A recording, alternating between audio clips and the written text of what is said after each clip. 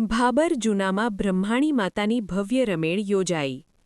ભાબર શહેરના જૂનામાં વિસ્તારમાં આવેલ શ્રી બ્રહ્માણી માતાના મંદિરે રાવળ એટલે કે વરનાથણી પરિવાર દ્વારા ભવ્ય રમેણનું આયોજન કરવામાં આવ્યું હતું। આ ધાર્મિક પ્રસંગે મોટી સંખ્યામાં ભક્તજનો હાજર રહી માતાજીની આરાધના કરી હતી। સમગ્ર વિસ્તારમાં ભક્તિમય માહોલ છવાઈ ગયો હતો અને માતાજીના જયઘોષથી વાતાવરણ ગુંજી ઉઠ્યું હતું। રમેણ દરમિયાન ભૂવા પાવળિયાઓએ માતાજીની ધૂણ કરી રમઝટ બોલાવી હતી, જેને કારણે ભક્તોમાં અનોખો ઉમંગ અને શ્રદ્ધાનો માહોલ સર્જાયો હતો।